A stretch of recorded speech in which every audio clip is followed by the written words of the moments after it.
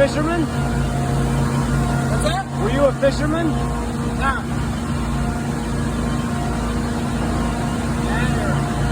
You're like Mickey Boss. Yeah.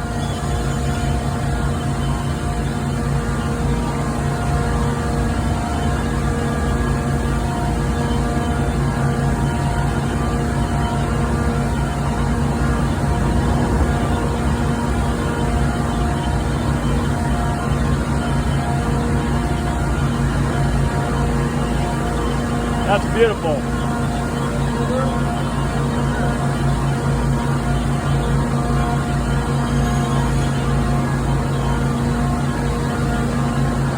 see all your hoses across right in that spot, right? Yeah.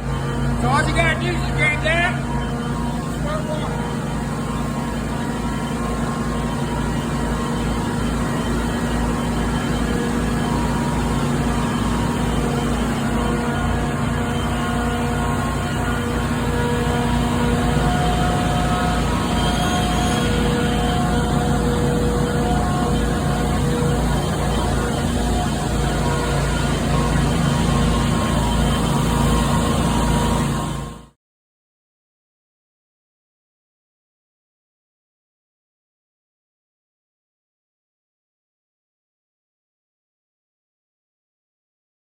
What's up, guys? Ben with Mechanized Clothing. Hey, it's what is it, day 3, and I want to give a little update on the trailer. Let's have a look-see here.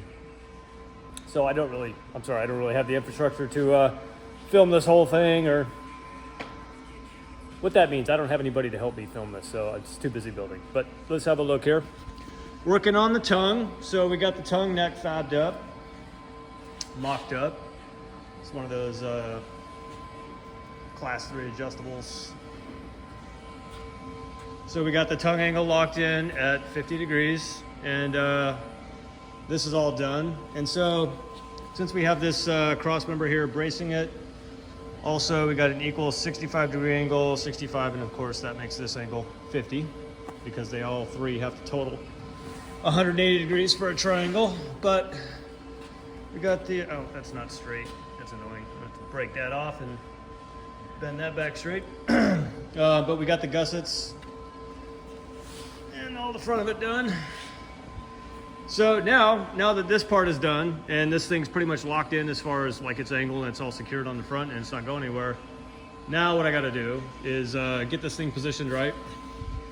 And there are some alignment marks here. That's the center.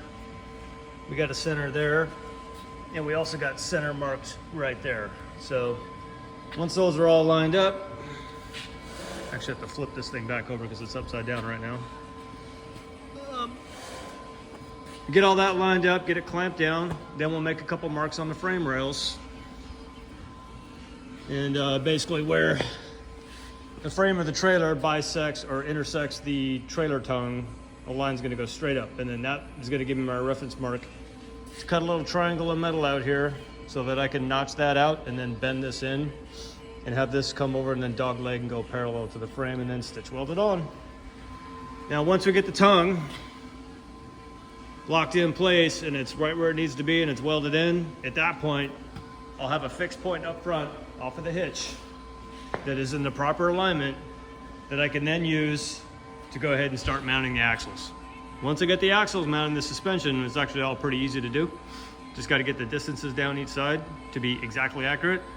Then this baby can get flipped back over, and then we can start doing maybe a little more fabrication on some cross members to set the hot water skid in, the stuff for the vacuum, and then we go ahead and throw the vacuum tank on there, and that can just be sitting on there and it won't take up as much space in the shop. Then this thing will all be mocked up, all the equipment will be on it, bolted down the way it's gonna be, and then it's all gonna come off, and then this thing's gotta go to get painted. And I was gonna paint it here, but I don't really want to make a big mess of the shop again, so I'm going to send this thing out for paint.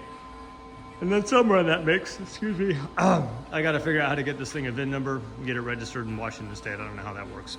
I think that you got to give up all your receipts, they got to figure out what it's worth from a tax perspective. And then the Washington State Patrol is probably going to come out and do a safety inspection and check out my axle measurements and all that shit, make sure it's not going to kill anybody on the freeway. I imagine they probably, I don't know if they look at welds and stuff like that, but they'll have some basic DOT stuff they have to go through a checklist. And then once that clears that hurdle, then we can go get plates and a registration for it, pay the registration fee, and we're good to go. All right, guys, that's a little update for day 3. Catch you later. Okay, guys, day 3, part 2. Here's the scary part. This is the part that is making me nervous for days now.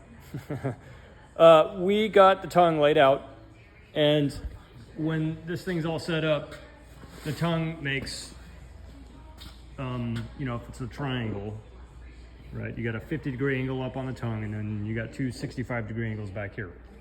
Now this 65-degree angle, it's not right now because it's kind of cockeyed.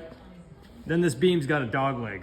So you do some math, we know that all the way around is 180 degrees, so we got 65, right, this way. And then from here to here, we got another 90. So we got 155 total. That leaves a 25-degree wedge. So I've got a 25-degree wedge marked out exactly where the cross members meet the frame here on the white line. Then we're gonna take out 25 degrees of material. So this is gonna get cut out right here with an angle grinder. Okay, let's see here. That bit of metal is going away inside those lines. And then when that happens, and the beams, the tongue members are lined up inside those marks, and they're the correct distance from the top, which I've already got that stuff written down. Then that beam can bend. We'll do what's called a notch bend, where we cut out all the metal here and we just leave that side. Flex that in, these beams will come right down and then run right down the side here.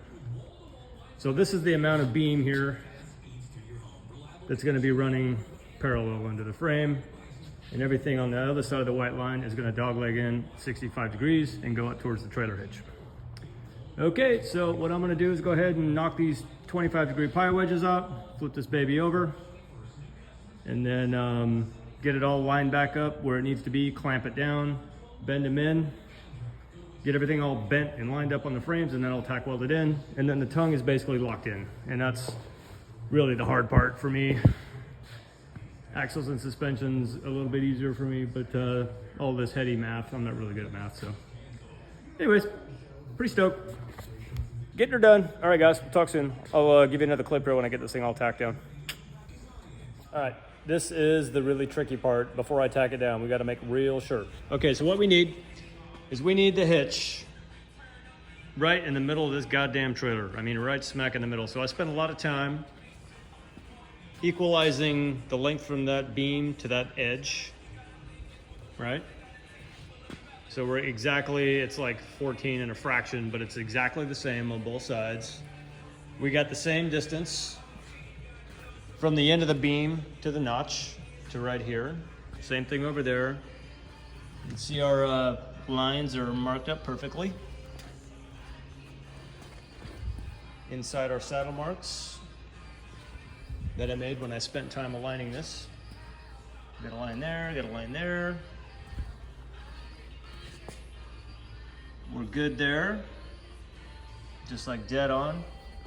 And then, real critical to check this. This is dead center of the trailer, right here. That's the center mark, this square. And if we're on, we should be right there.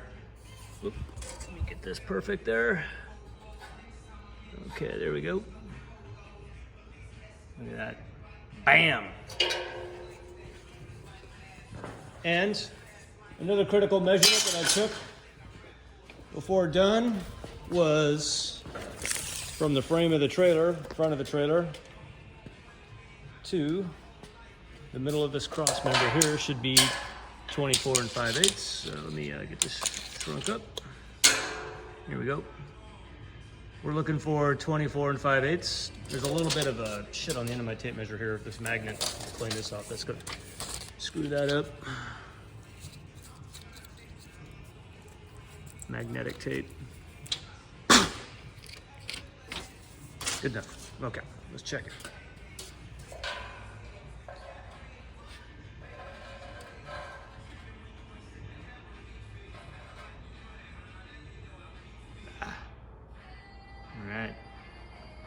just a smidge over 24 5/8, and that's because we got a little bit of metal dust stuck on our magnet there. So we are about a 16th over 5/8 there. See that? 5/8 is that middle big mark right in front of the beam. So we're bang on. We're bang on, baby. This thing is square as I can make it across 1, 2, 3, 4, 5, 6, 7, 8 measurements. So we got 8 points in space to find right here, the middle of that, to be at a certain point. What isn't so critical for me is the depth of the tongue. Like that's not, probably a little bit on the shorter side for us. This is about, all said and done, it's just a little under 4 feet from the front of the trailer, which I think is pretty standard. I think it's like 42 inches or something in that neighborhood. Let's have a look, find out here.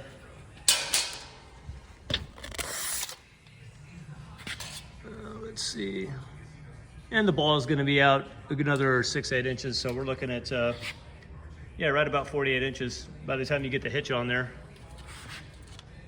It's pretty good size. Should be right about 48 inches. So 4 feet. 4 feet of tongue sticking out. That baby's as close as I can make it. So what I'm going to go ahead and do is tack down here and there. And there and there, get that locked in.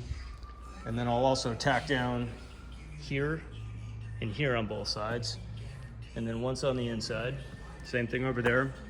And once I get this secured to the frame of the trailer, then we'll work on bending these in and making these line up with the rails. And then I went ahead and also notched off 45 degrees there just so there wasn't like a sharp edge.